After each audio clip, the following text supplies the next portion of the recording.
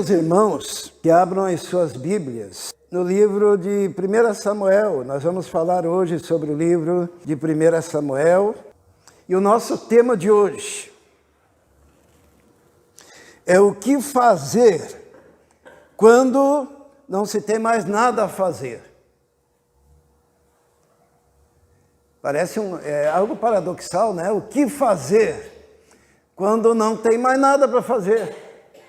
Não tem o que fazer. Quando nós estamos naquela situação, encurralados, sem a possibilidade de agirmos. E nós vamos nos basear no livro de Samuel, no capítulo 10. Vamos ler alguns versículos e depois vamos conversar um pouquinho sobre esse texto da palavra do Senhor. Diz assim: então tomou Samuel um vaso de azeite e lhe o derramou sobre a cabeça e beijou-o e disse: porventura não te ungiu o Senhor por capitão sobre a sua herança?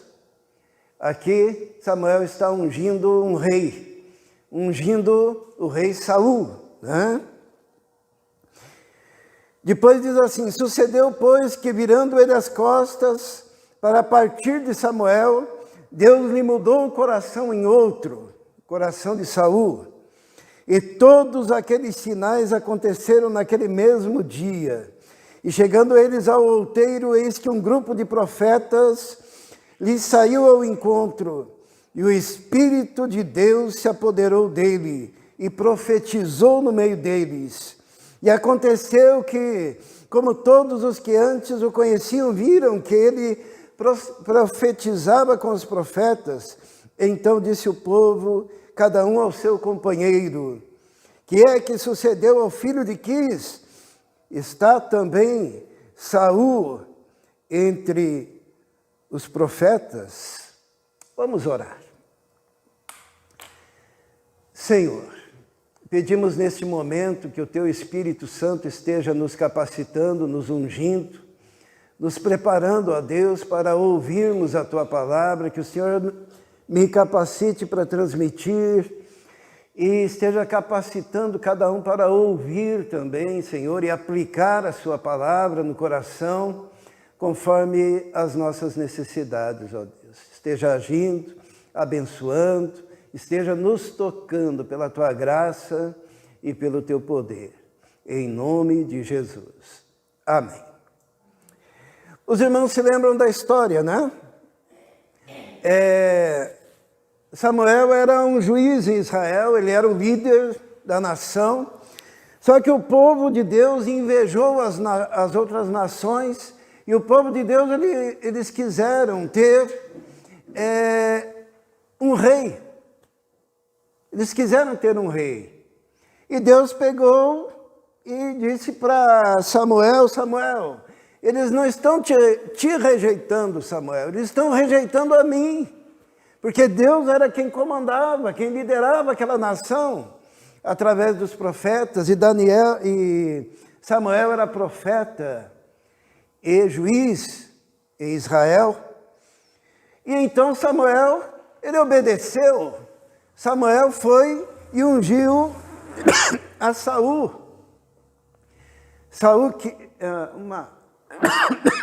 Saul, que foi escolhido, porque ele era bonitão, porque ele era alto. Diz a palavra de Deus que no meio do povo, Saul poderia ser visto do ombro para cima, assim, ele se sobressaía a todos. Era um belo rapaz. E o povo vendo aquele moço forte, bonito, alto, disseram: é esse que vai ser o nosso rei. E Deus mandou Samuel ungir. Só que Saul era tão assim, estava tão fora de contexto, que quando começou o Senhor a ungir a Saul com o Espírito Santo e capacitado a profetizar, surgiu esse provérbio em Israel: está também Saul entre os profetas? Isso virou um provérbio. Quando tinha alguma coisa fora do lugar, eles diziam: Saul está no meio dos profetas. Era algo estranho. Na verdade, não era a plena vontade de Deus que Saul fosse rei. E todos nós sabemos que o reinado de Saul foi catastrófico, né? Foi problemático. E nós encontramos então o Samuel, que havia ungido a Saul no momento da sua despedida. Isso é muito interessante, porque Samuel agora, depois de ter ungido Saul, ele pensou, agora eu saio de cena. Afinal, eu já estou velho, já estou de cabelos brancos, já sou um idoso, e ele resolve fazer um discurso de despedida para dizer ao povo, olha, vocês pediram um rei, está aí o rei, e agora eu quero que vocês saibam que tudo que foi possível eu fazer pelo povo, por vocês, eu fiz. E ele faz um discurso emocionado de despedida, de conclusão da sua missão. E ele recebe do povo o testemunho de que ele havia sido um homem fiel. Era hora de retirar aquela capa de profeta, pegar o cântaro de azeite e pendurar na parede, recolher-se à sua residência. Não havia mais o que fazer. E ele chega diante do povo e diz assim, então disse Samuel a todo Israel, eis que ouvi a vossa voz em tudo quanto me disseste, e constituí sobre vós um rei. Agora, pois, eis que o rei vai adiante de vós, eu já envelheci e encaneci. Encaneci, sabem o que é, né? Eu já envelheci, já estou com os cabelos brancos. E eis que os meus filhos estão aí convosco, e tenho andado diante de vós desde a minha mocidade até o dia de hoje. Eis-me aqui, testificai contra mim perante o Senhor e perante o seu ungido, a quem o boi tomei, e a quem o jumento tomei, e a quem defraudei, e a quem tenho oprimido, e de cuja mão tenho recebido suborno, e com ele encobri meus olhos, e vou-lo restituirei. Ele está dizendo, se eu roubei alguém, se eu peguei algo de alguém, se eu fiz alguma coisa errada, me digam agora, na minha despedida, porque eu devolverei imediatamente. Então disseram, nada nos defraudaste, nem nos oprimiste, nem recebeste coisa alguma da mão de ninguém. O povo testifica a honestidade e está na hora então dele se aposentar, né? Quantas vezes a gente passa por uma situação dessas, né? A gente pensa, olha, o meu tempo acabou. Eu já cheguei ao fim da jornada. Quantas vezes nós ouvimos pessoas dizendo assim, completei a carreira, guardei a fé e agora vou me recolher. A Miriam pode dizer, olha, já estou com quase 50 anos, né? Agora vou ficar em casa, agora vou cuidar da minha vida, né? Já fiz o que tinha que fazer na obra do Senhor. Pastor Brasil, né? Nosso querido pastor, com 83 anos, está na hora de pendurar o violão na parede. Às vezes nós pensamos assim. E creio que o profeta Samuel estava pensando dessa forma, né? Olha o discurso dele, que coisa, né? Eu acho muito bonito quando ele diz assim, agora eis que o rei vai adiante de vós, eu já envelheci, meus cabelos estão brancos, vou, que nem dizia meu pai, né? Meu pai dizia assim, quando eu me aposentar, vocês vão me ver sentado à tarde em frente da televisão, assistindo o Sítio do Pica-Pau Amarelo. Naquele tempo tinha, né? Isto é, ele dizia assim, ó, aí eu vou descansar. E o profeta, então, estava nessa fase. Mas uma coisa que a gente aprende é que no reino de Deus não existe aposentadoria. Eu acho muito engraçado, às vezes eu encontro pastor aposentado, né? Como é que está, pastor? Não, eu estou aposentado, agora não estou mais evangelizando, não estou mais pregando o evangelho, né? E resolvi participar lá de uma igreja onde ninguém pede para eu fazer nada, né? Eu vivo agora um momento em que não sou chamado nem para fazer oração silenciosa. Então, será que existe aposentadoria no reino de Deus, né? Mas a verdade é que enquanto houver fôlego, e como diz a Bíblia, tudo quanto tem fôlego, o que é? Louve ao Senhor. Eu nunca me lembro uma vez, eu nunca me esqueço, uma vez que eu fui visitar um senhor, ele estava todo atrofiado na cama, ele já não conseguia esticar as pernas, estava doente, e ele me disse, sabe o que é? Deus está me dando um ministério, Deus está me dando uma obra para fazer, porque agora estou nessa cama, não posso sair daqui, todos cuidam de mim, mas é o período que eu mais tenho para orar pela igreja, pelo pastor, pelos diáconos, pelos necessitados. Deus me deu um ministério na cama, porque no reino de Deus não existe aposentadoria. E o profeta Samuel, ele teve que aprender isso a duras penas. Às vezes nós achamos que chegamos ao fim, né? O que fazer quando parece que chegou ao fim? Eu fico pensando lá no José, quando ele estava lá no fundo do poço, ele deve ter pensado assim. Lembra que os irmãos de José o jogaram lá no poço, né? Ele deve ter pensado, é o meu fim, né? Lembram disso? Acabou. O que ele podia fazer no fundo do poço? Alguém sabe? Hã? Como é que é viver no fundo de um poço? Com lama, na escuridão, um furo lá no alto onde ele pode olhar o céu. Acabou o ministério. Tinha aproximadamente seus 17 anos. Acabou a vida. Não. Ali foi o quê? Ali foi o começo. Porque ele foi tirado do poço, foi vendido, foi levado ao Egito. E lá no Egito ele concluiu a sua carreira tornando-se um governante. E foi lá no Egito que ele conseguiu salvar o povo da sua época, quando ele recolhe nos celeiros, como bom administrador, toda aquela plantação.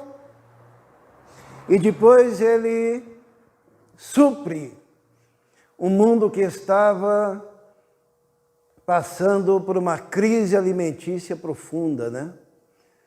Às vezes Deus levanta uma pessoa para salvar o mundo de crise alimentícia. Os bons entendedores entenderão. A Miriam entendeu. Mas ele estava lá no fundo do poço. Mas não era o fim. Porque no reino de Deus não tem aposentadoria.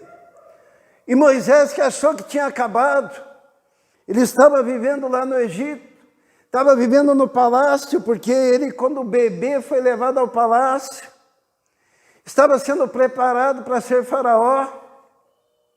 Mas daí um belo dia ele sai, ele tinha 40 anos, e ele se envolve numa briga, e naquela briga com um egípcio, ele começa a defender os escravos. Quanto que valia um escravo?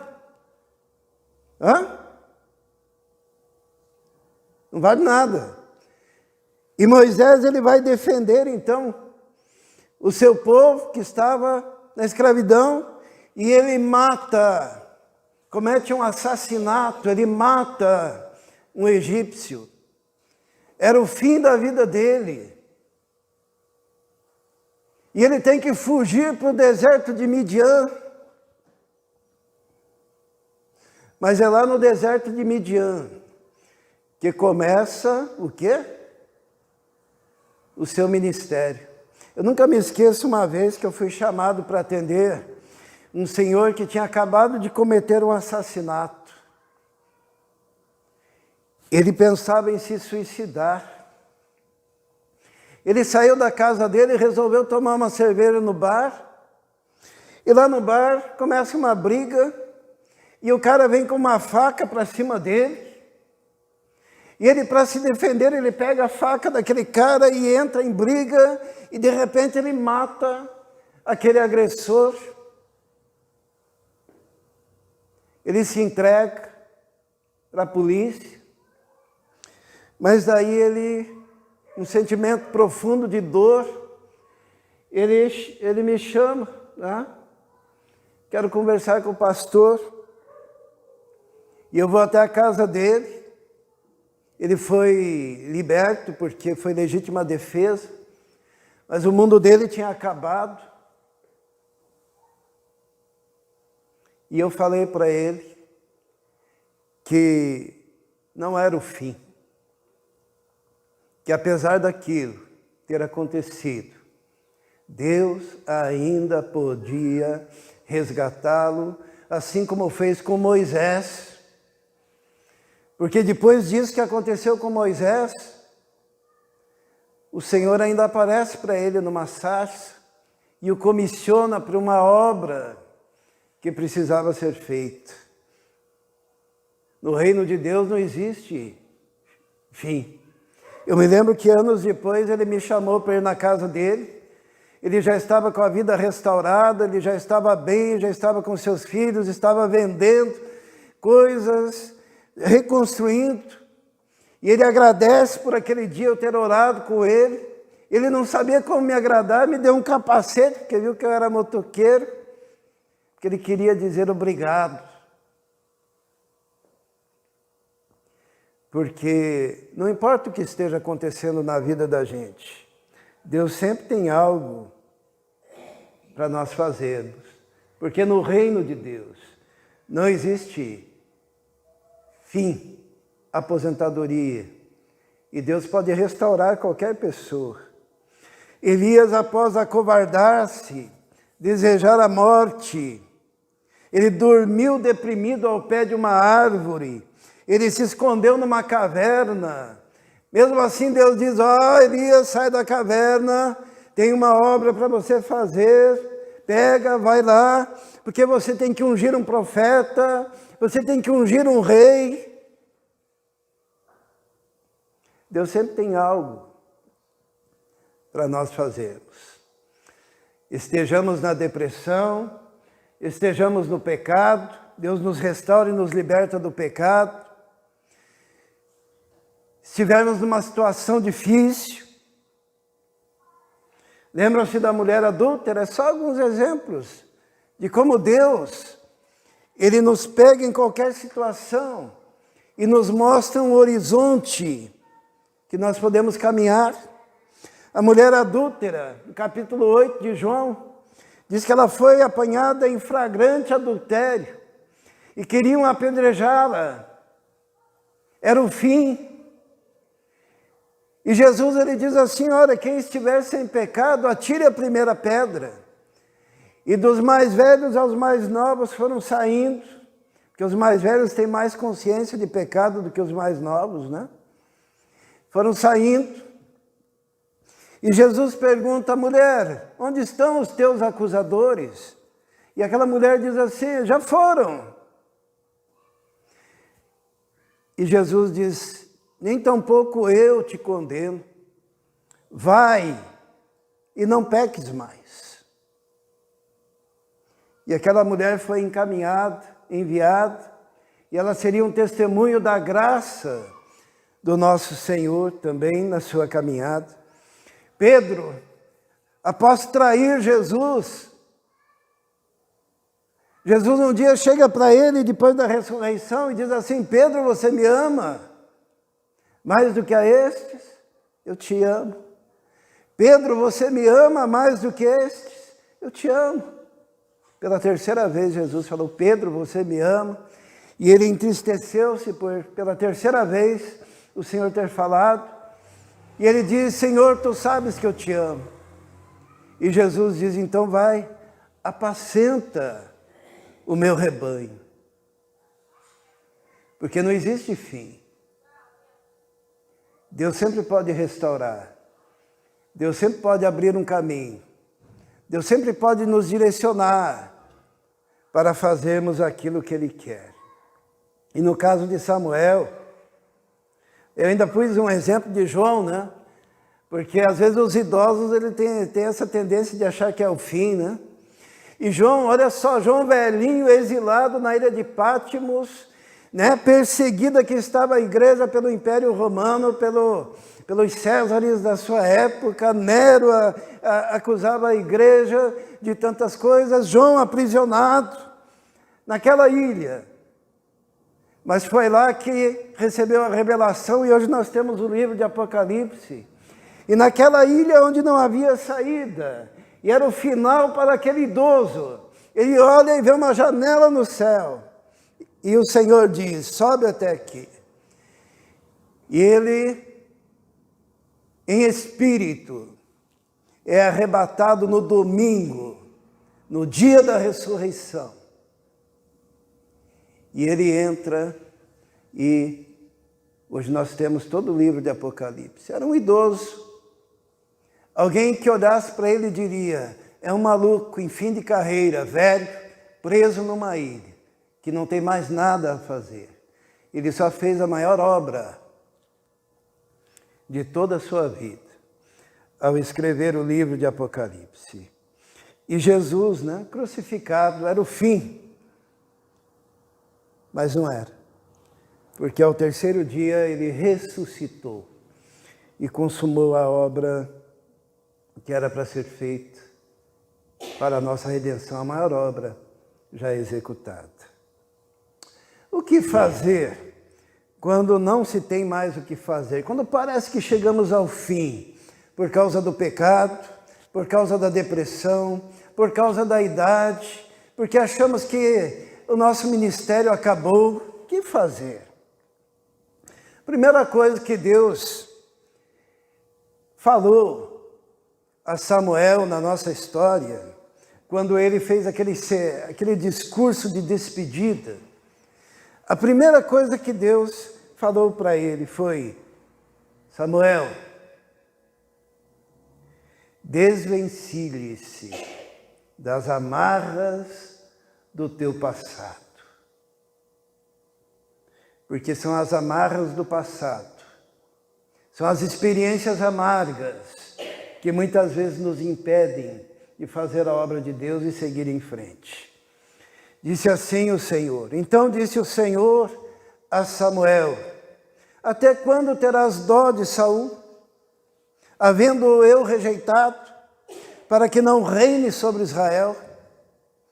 Enche um chifre de azeite e vem, enviar-te-ei a Jessé o belemita, porque dentre os seus filhos me tenho provido de um rei. Eu queria frisar essa parte, quando o Senhor diz, até quando terás dó de Saul, havendo eu rejeitado? Samuel estava aprisionado na sua última obra até ali. A sua última obra até ali era ter ungido Saul. Só que aquela obra que ele fez, mesmo em obediência a Deus, não deu certo. Saul se tornou um péssimo rei. Saul se tornou um opositor do propósito de Deus. Saul se tornou um indivíduo que era desobediente ao Senhor. Saul se tornou uma pessoa que não agradava a Deus, a tal ponto que a palavra de Deus diz que um espírito maligno o tomava em alguns momentos. Mas mesmo assim, o Samuel estava lá, amarrado à sua história, amarrado ao seu passado, amarrado às coisas que ele tinha desenvolvido e que não deram certo. Muitas vezes nós não seguimos em frente porque ficamos amarrados em atitudes do passado. Quando Samuel ungiu a Saul, ele, por certo, acreditava estar fazendo uma coisa boa, né? Muitas vezes nós fazemos coisas na nossa vida que nós imaginamos ser coisas boas. E nós ficamos amarrados a essas coisas por 1 ano, 2 anos, 10 anos, 20 anos, 50 anos, muitas vezes a vida toda. E Deus está nos sinalizando e dizendo, olha, está na hora de você virar a página, está na hora de você desvencilhar-se do seu passado, está na hora de você se desvencilhar dos pecados que você cometeu e que ainda te amarram e te seguram. Eu nunca me esqueço de uma senhora que eu conheci e que ela sempre que encontrava comigo, ela falava assim, pastor, o meu marido me prejudicou muito, mas muito mesmo. Da primeira vez eu perguntei, onde está teu marido? Ela falou assim, não sei, ele mora lá em Curitiba. Ah, mas ele não mora mais contigo? Não, ele me deixou fazem 30 anos. Daí poxa, 30 anos? Daí quando eu me encontrava com ela de novo, ela dizia, pastor, me dói o coração, porque o meu marido, ele fez isso, ele fez aquilo outro. Eu falei, perdoa o seu marido, deixa ele para lá, né? Não, mas o meu marido. E foram 10, 20, 30 vezes, cada vez que eu encontrava com ela, ela falava do marido. Eu falei para ela um dia, irmã, está mais do que na hora da senhora se separar do seu marido. E ela ficou espantada e disse assim, mas pastor, eu já sou separada dele há 30 anos. E eu disse, não, você come com ele, você dorme com ele, você pensa nele de manhã, de tarde, de noite. Você levanta, está falando do teu marido, à tarde você fala do teu marido, à noite você fala do teu marido. E esse rancor pelo teu marido, você está casada com ele, está enlaçada com ele, você está amarrada com ele. E hoje é o dia de você se separar dele. Fazia 30 anos que ela não via o homem. Mas ele habitava os seus sonhos. E todo aquele prejuízo que causou para ela estava vívido no coração. Porque ela ainda estava amarrada ao seu passado. Samuel estava mais ou menos numa situação dessas, né? Existem pessoas que não têm a capacidade de perdoar. Existem pessoas que não têm a capacidade de se livrar de amarras, de erros, de prejuízos, de dificuldades que estão lá atrás, mas que aprendem ainda hoje. Deus fala assim, olha, até quando você vai ficar tendo dó de Saul? Até quando você vai ficar lembrando de Saul que você ungiu? Você o ungiu, você o ajudou, você o aconselhou, mas não deu certo. E eu já o rejeitei. Ele já é página virada. Livre-se das amarras do teu passado. Ande para frente. Foi a primeira palavra, depois daquele discurso, eu estou com os cabelos brancos, estou velho, já terminei minha carreira. Deus diz, não, você está vivendo com o Saul ainda, se livra do Saul da sua cabeça. Segunda coisa que Deus diz para Samuel, enche o teu cântaro com óleo novo. Lembram que Samuel havia ungido Saul? Parece que ele tinha usado todo o óleo dele para ungir o Saul, né? Às vezes a gente, num ditado popular, gasta vela boa com defunto ruim, né? Você usa todo o seu óleo, você usa toda a sua unção, você usa toda a sua capacidade, você usa todo o seu verbo, a sua verborragia, você usa tudo aquilo que você pode, todo o seu esforço, e você se sente vazio. E Deus diz assim para Samuel: Samuel, enche o chifre de azeite, encha a botija de azeite e venha. Está na hora de você receber um óleo novo. Está na hora de você ter o seu ministério renovado. Está na hora de você ter os seus projetos renovados. Quando você se sente vazio, está na hora de você começar a encher-se novamente. Às vezes nós nos sentimos vazios da presença de Deus, vazios da palavra de Deus, vazios do entusiasmo que deve estar no coração de cada crente. Mas Deus olha e diz assim: olha, esqueça o passado, o que aconteceu já aconteceu, agora é um novo dia, pega lá o teu chifre, a tua botija, o teu cântaro e comece a encher de azeite, de óleo fresco.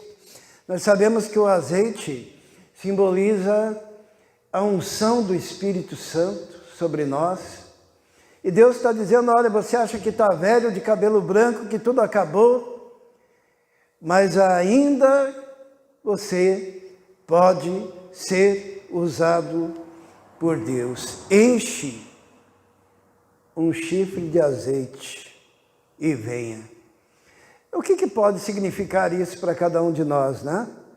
Às vezes eu vejo pessoas desanimadas, angustiadas, que parece que tudo que tinham que fazer já fizeram.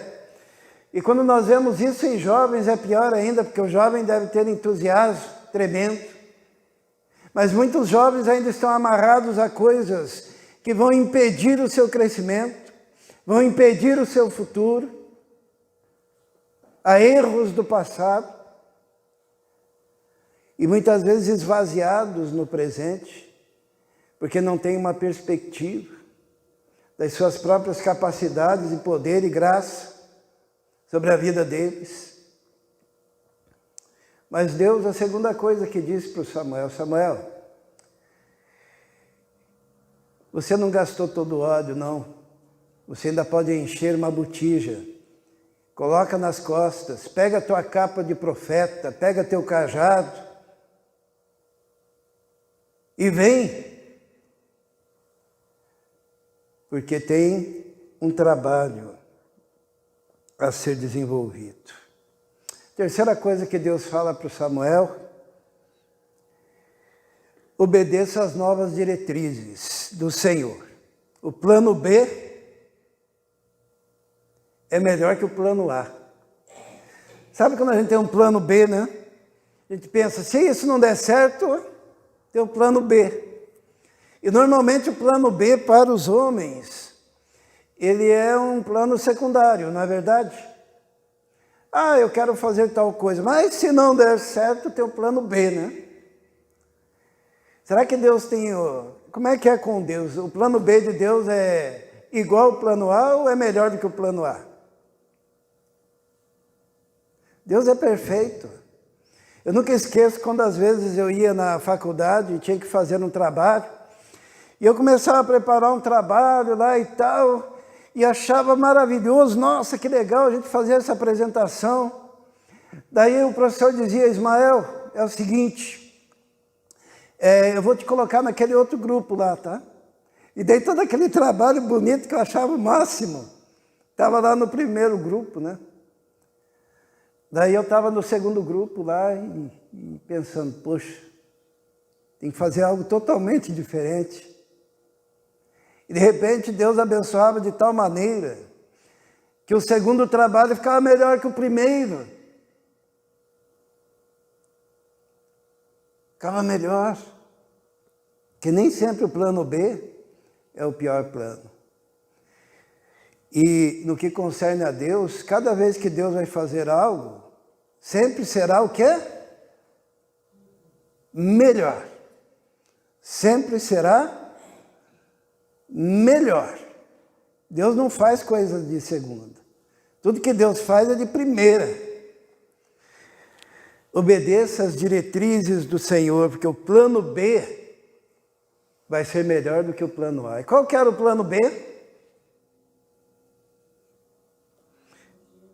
Deus diz assim: então disse o Senhor a Samuel: até quando você vai ter dó de Saul, havendo eu rejeitado para que não reine sobre Israel?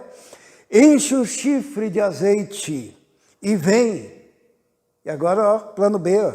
Enviar-te-ei a Jessé o belemita, porque dentre os seus filhos me tenho provido de um rei. E Deus pega e manda Samuel ungir o maior rei que Israel já teve, e do qual viria Jesus, da família de Davi, Jesus, o Salvador. E Samuel se dirige à casa de Jessé. Samuel poderia cometer o mesmo erro que o povo cometeu, né? Quando escolheram Saul, escolheram por causa do quê? Que ele era bonito, era alto, era robusto, era forte e aparecia acima de todos os demais da sua época. E daí Samuel obedece a Deus, já está velho, né? De cabelos brancos, e vai até a casa de Jessé. E Jessé começa a mostrar seus filhos, um mais forte do que o outro. Só que ele ouve a voz de Deus e Deus vai dizendo: esse não, esse não, esse não. E cada um que aparecia, o Samuel pensava: esse vai ser o novo rei. E Deus dizia: esse não. Até que chega um momento em que Samuel pergunta para Jessé: Jessé, você não tem mais nenhum filho? Todos esses que você me mostrou foram rejeitados. Eu tenho lá um caçula que está lá cuidando lá das ovelhas. É um músico, tocador de harpa. A Bíblia diz que ele era franzino, de gentil aspecto. O que seria gentil aspecto?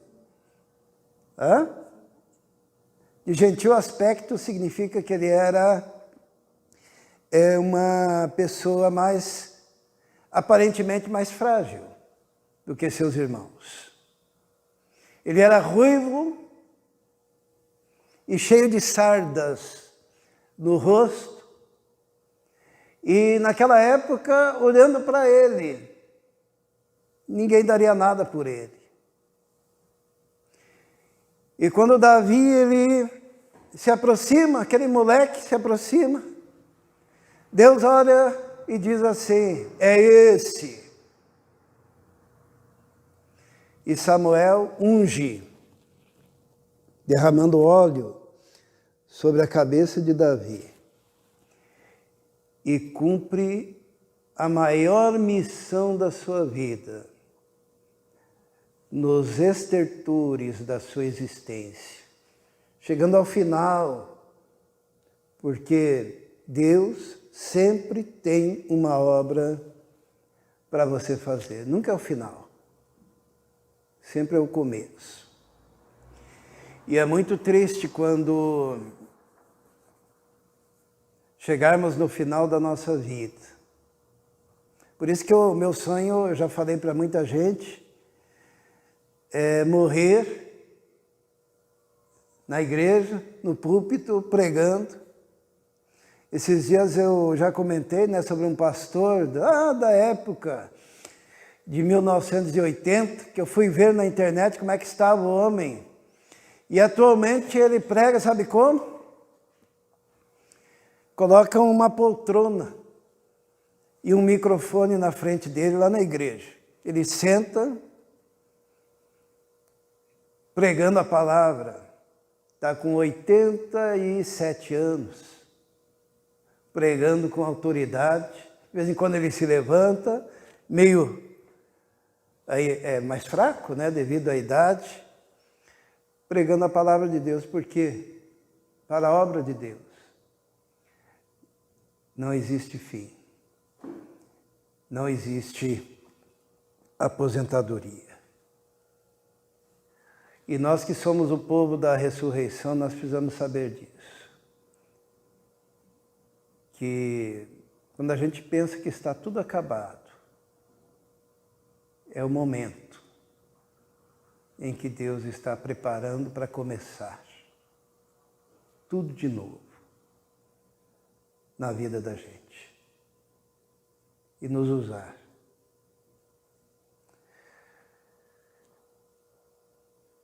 É muito triste pensar assim, sabe? Muita gente vai chegar lá no céu e Deus vai perguntar assim: o que você fez dos seus talentos?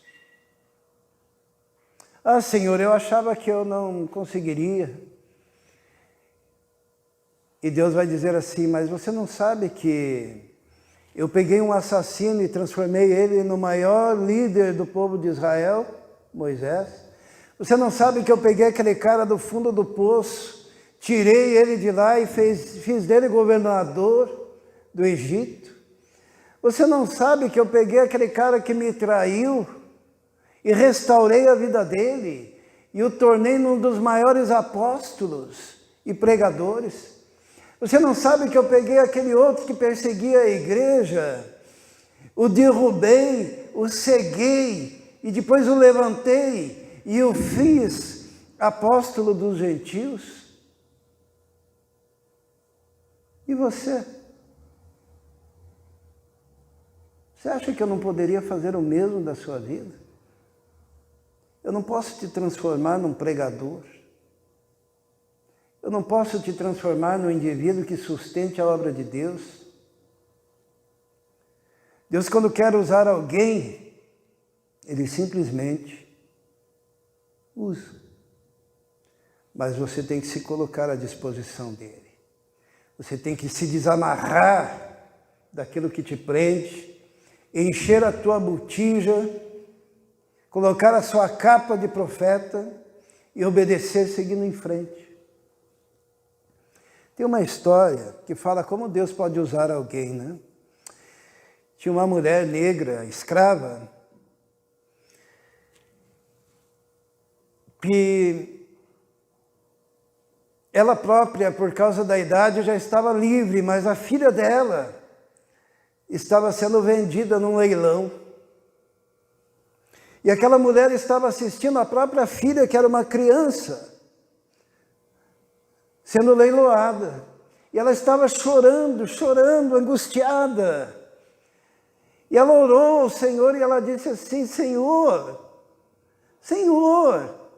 faça alguma coisa.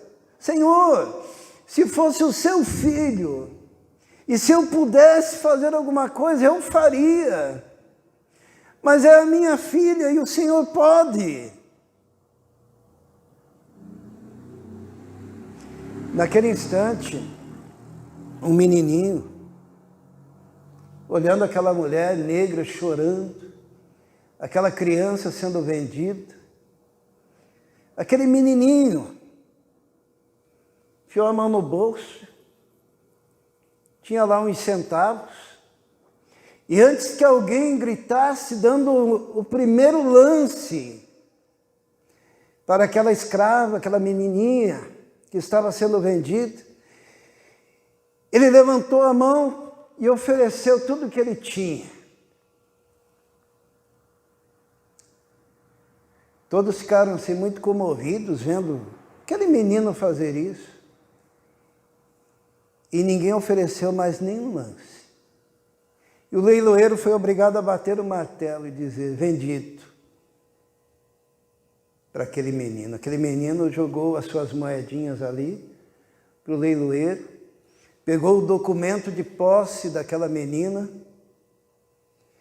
pegou aquela menina firmemente pela mão, um garotinho.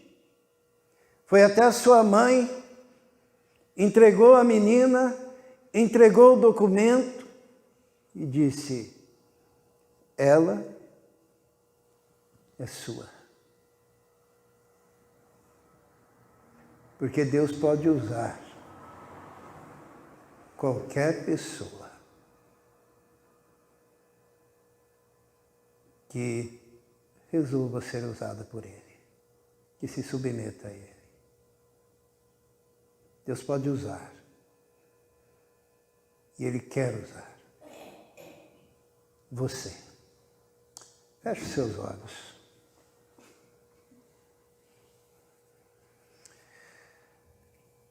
Talvez você esteja na fase da sua vida já fazendo o discurso de Samuel, né? Tem muito jovem que muito cedo já faz o discurso de Samuel. Mas eu quero dizer que Deus está te chamando para você fazer diferença no reino de Deus. E você pode fazer diferença de muitas maneiras.